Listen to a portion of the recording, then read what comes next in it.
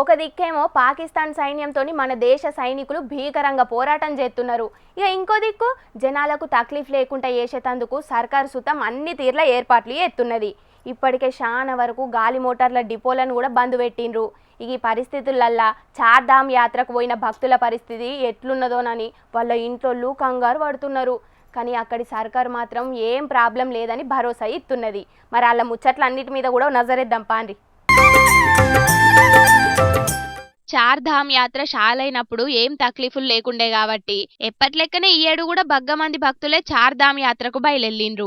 కాకుంటే ఇప్పుడు యుద్ధం జరుగుతున్న పరిస్థితుల్లో భక్తులు ఎన్ని అవస్థలు పడుతున్నారోనని అందరు బుగులు పడుతున్నారు. గాని సోషల్ మీడియాలో అత్తున్న పుకార్లను నమ్మద్దని స్వయంగా ఉత్తరాఖండ్ ముఖ్యమంత్రి పుష్కర్ సింగ్ ధామీ సారే చెప్పిండు.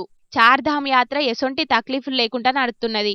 ఇటు భక్తులు అటు వాళ్ళ బంధువులు ఎవ్వరు భయపడే అక్కరే లేదని భరోసా ఇచ్చిండు. సర్కారు భక్తులకు అవసరమైన అన్ని ఏర్పాట్లు చేసింది.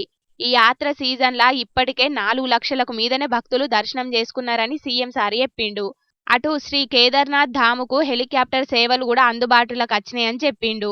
ఇక యాత్ర గురించి ఎసొంటి పుకార్లు నమ్మద్దన్న సీఎం పుష్కర్ సింగ్ ధామీ సారు సర్కారు చెప్పేదాన్ని బట్టి భక్తులు ముంగటికి పోవాలన్నాడు. ఇక భక్తుల ప్రయాణం ఇంకింత అల్కగా చేసే ఏర్పాట్లు కూడా చేస్తున్నామని అన్నాడు. కాబట్టి అటు చార్ధామ్ యాత్రకు పోయిన భక్తులైనా ఇంటికాడున్న వాళ్ళ బంధువులైనా ఏం టెన్షన్ పడే అక్కరే లేదు. మన ఆర్మీకి మనందరం మద్దతుగా ఉంటే వాళ్ళు మన మీద ఈగ కూడా వాళ్ళనియకుండా చూసుకుంటారు. కాబట్టి అందరూ ధైర్యంగా ఉండుండ్రి, సరేనా?